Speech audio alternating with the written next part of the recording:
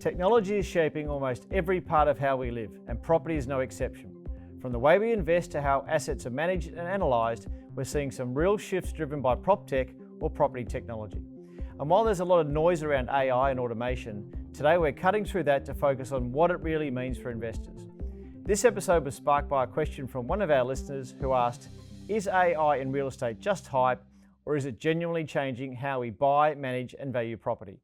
To unpack that, I'm joined by Denis Leane, CFO at Cygnet West, who's been at the forefront of integrating technology into property and finance. Denis, welcome to the show. It's going to be quite an exciting thing to talk about everything that's happening in technology. Thanks for being here. Yeah, thanks for having me, Damian. You're probably not as old as me, I'm sure you're not, but technology has already been impacting real estate for a long time. I remember, you're probably too young, but I remember back in the day when you're looking for properties and you'd pick up your local broadsheet newspaper in your hometown and you'd scour through the pages and pages of listings, and from there you had to, I remember highlighting and trying to find properties that suited what I was looking for, and of course the ads were pretty small. Then of course we went to the portals, and the portals that's made it a lot easier to search, and people can really narrow down their searches. So what are some of the, before we get into what's coming, what are some of the things you've seen in technology that's impacted property and the way consumers and businesses deal with property investment? I think that's a good question. I think what I've seen, I suppose, when I came into the industry about 10 years ago into real estate, I think a lot of the systems and the information and the process were very fragmented and siloed. And I think the change we've seen, and a lot of that has happened with the introduction of proptech, is streamlining the processes and I suppose removing a lot of the administrative part of the role. So it's it's improving efficiency. And I suppose it's giving you access to better data rather than, as you said before, you were kind of compiling and searching for that data manually. A lot of the systems now warehouse this data, which allows us to slice and dice it a lot easier. Yeah, and even the operating systems that agents are able to use in property management, that seems to be getting better and better from what I've seen, where people, again, if you go back 10, 15 years, the trust accountant had to manually match up the deposit in the account with the rent, and that was quite a laborious process. It all seems to be pretty automated now from what I can see. Yeah, 100%. Even though I would like it to be a little more automated, I think a lot of the proptech systems, they still aren't advanced to a lot of the financial systems out there, like Xero and stuff for automatic bank reconciliation, but there has been a massive improvement in technology and the way processes have been automated. I think traditionally, as you said, it has been quite manual and labor intensive, but a lot of them kind of manual processes such as reconciliations and whether you're doing tenant invoices have been automated, which allows more time in for, I suppose, the more fun stuff. Yeah. It'd be interesting, certainly even with the residential property management side of the business, we see automated texts, automated emails, rent arrears, or automated inspections are coming up and those sort of things. So it's helping, I guess, remove that administrative burden, which is not really fun for people and allows people to focus on giving better service to the customers, including the tenants as well. Oh, 100%. I think, one, it's removing the admin part of the job, which I don't think there's anyone that enjoys doing admin, but it's also allowing them to spend more time, as you said, in value add. So whether that's residential or commercial, you're focusing on your tenants, tenant retention, and I suppose enhancing the asset performance. I think the biggest change has been the information that's now available. It's improving decision making. So that information is, I suppose, available in real time. We're moving away from that retrospective reporting, that month-end reporting, to having systems that are integrated, and that's enabling property managers to make better decisions for the clients. Yeah, and let's talk about the buy and sell side. Again, when I was back buying property in my early 20s, it was all, you had to get in the paper, you wanted data. I had to go down to the local titles office or Landgate in WA and request data, and I'd get an Excel spreadsheet and pay my fees. And it's very cumbersome. It was really hard to track data. Of course, now there's programs out there which have all the historical data and sales information. And what have you seen in your side of the business? Cygnet West predominantly being a commercial agency, what have you seen the agents being able to use to help them in analysing, but also discussing properties with clients? I think again it's that information piece. It's having that information more readily available. I think what AI is brilliant at is processing large volumes of information, analysing it, identifying patterns and trends, and then kind of bringing up insights. That makes it a lot easier for whether that's an agent or a property manager to make more informed decisions. So I think from that point of view, it's just becoming a lot easier to track information. A lot of these manual registers are now automatically happening. Once you save something, for example, to SharePoint, that can automatically load in a register. And if you have clean data, then you can do what you want with it.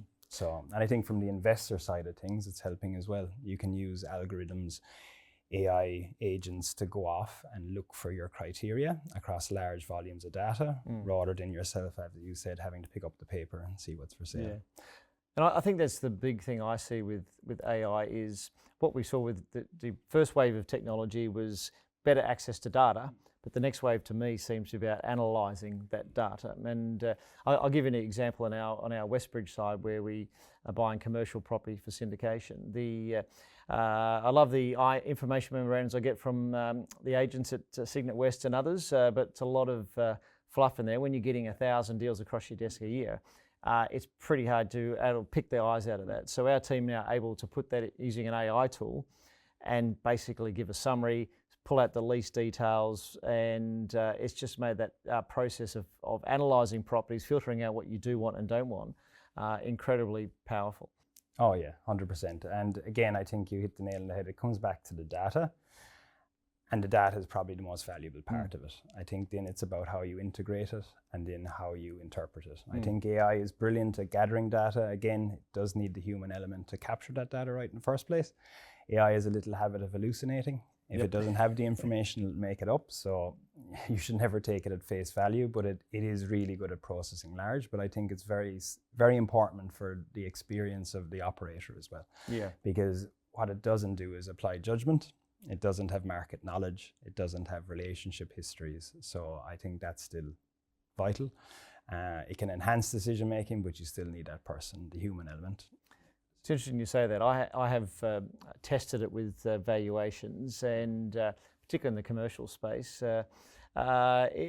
it's within 20%, but that 20% is a big variation. And if you're the buyer or seller, that can make a big difference. So I don't think it's going to get rid of, certainly in the near foreseeable future, it's not going to get rid of valuers, is it? No.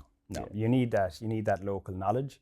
I think real estate in particular is still very much a people business.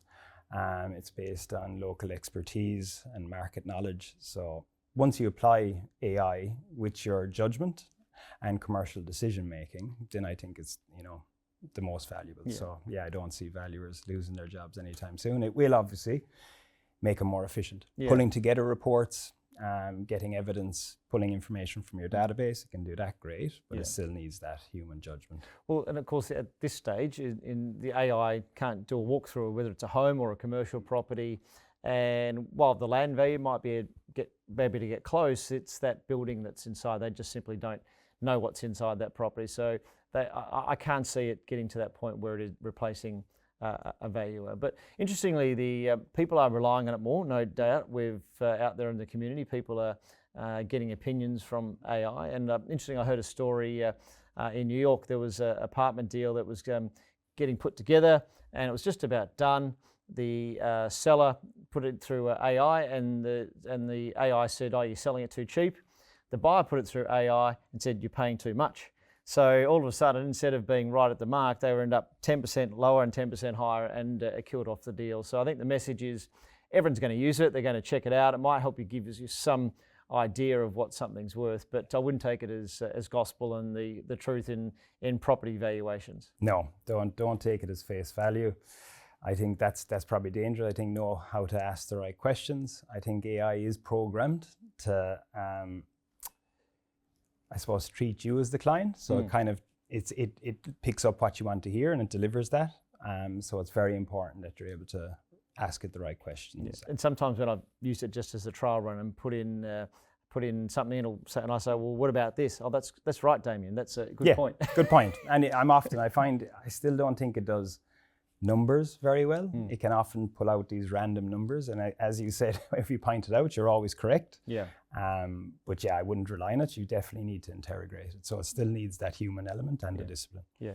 So Denis, as a CFO of a large real estate group, no doubt you've got your finger on the pulse, and of course we can't predict everything. It's changing rapidly. We're seeing things change. Even recently I saw a lot of AI agents for financial services and real estate. But as a business, where do you see it going over the next 5 years as best you can, and what impact will that have on consumers and also real estate businesses as well?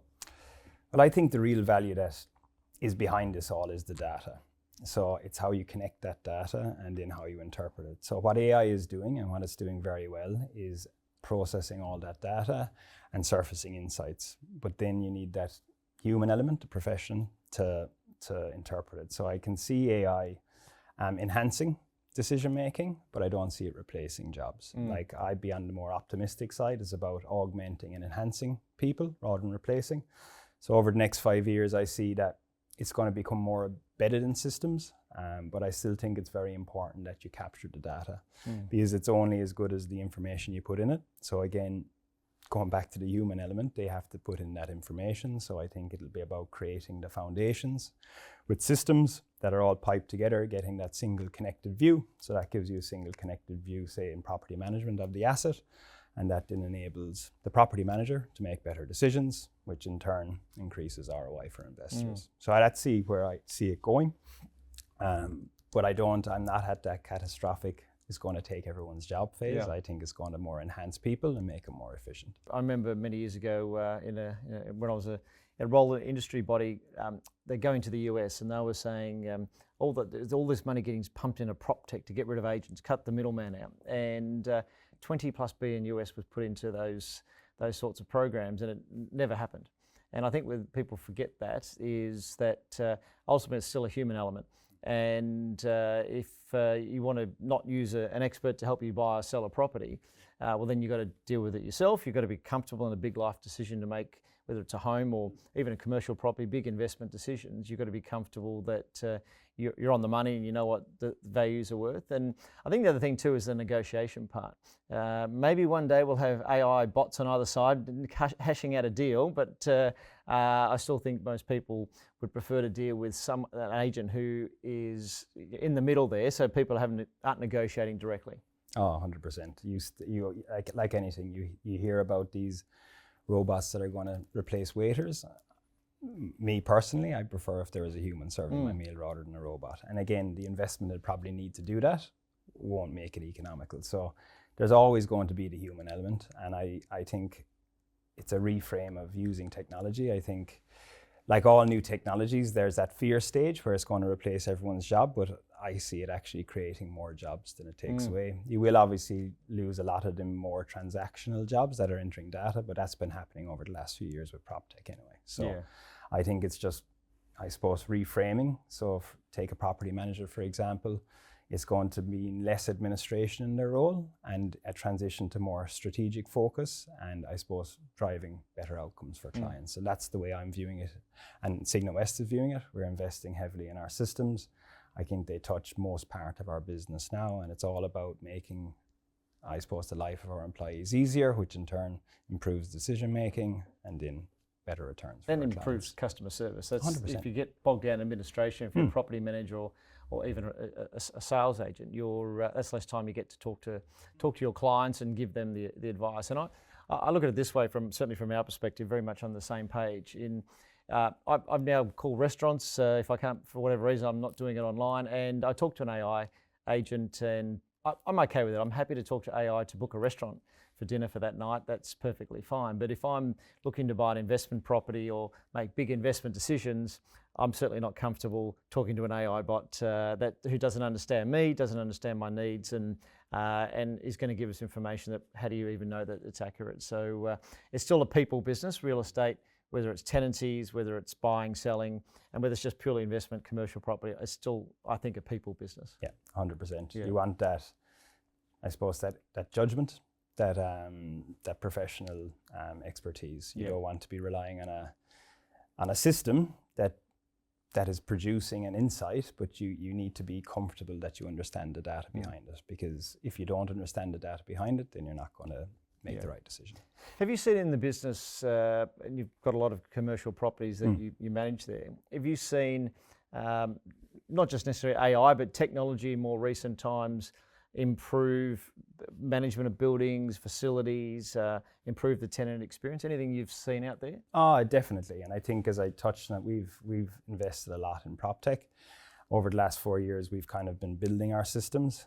I kind of see proptech as that foundation layer. That's how you capture your data from across the business. The next stage then is connecting that data, so you get that single connected view, and then you can overlay your AIs on it. That then generates insights, which enables people to make more decisions, better decisions. For tenants, it improves transparency and responsiveness. We give access to our systems to our tenants so they can lodge work orders, and then they get to track that work order through to completion.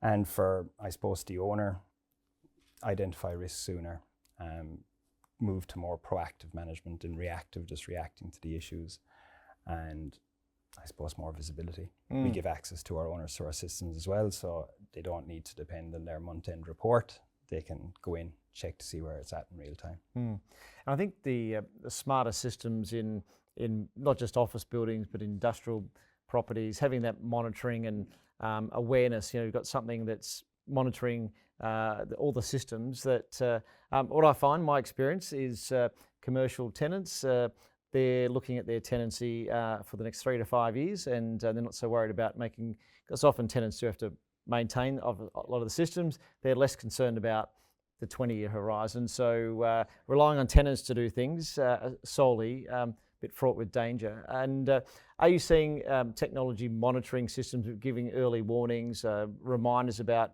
maintenance and sort of things? For them older buildings, I suppose they're getting upgrades to include these smart systems. Moving forward, it's all about data.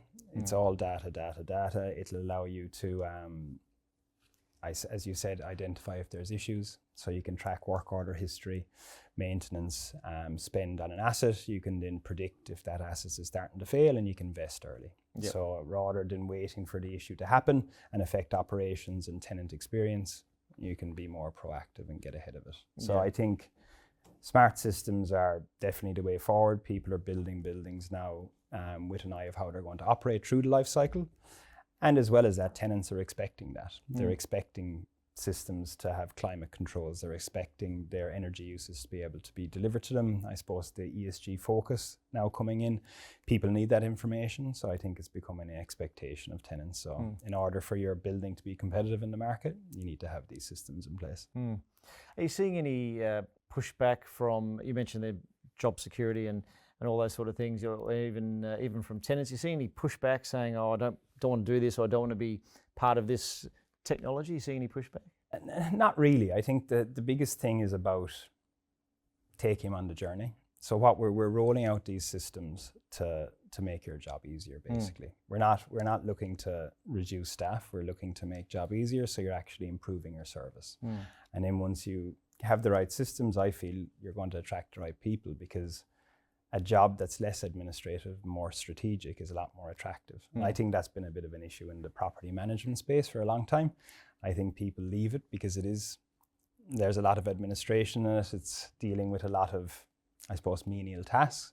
But if you can transform that into more strategic, I think you'd have a lot better retention, and people wouldn't move on to asset manager roles with clients, because they actually don't have to do that menial tasks anymore.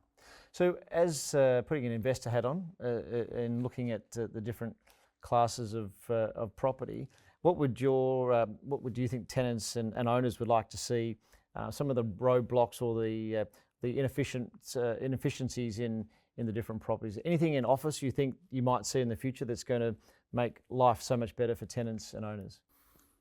I don't think there'll be any massive shifts. Obviously, it's about smart buildings now, so it's about getting that data and transparency to your tenants and your owners. As I said, ESG is becoming, I suppose, front of mind. People want that information.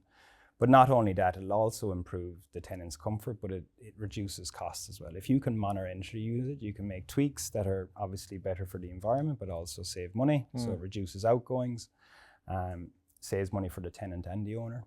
And it just makes them buildings more attractive in the moment. I definitely think that the smart buildings are more competitively placed, and they often attract higher rents as well.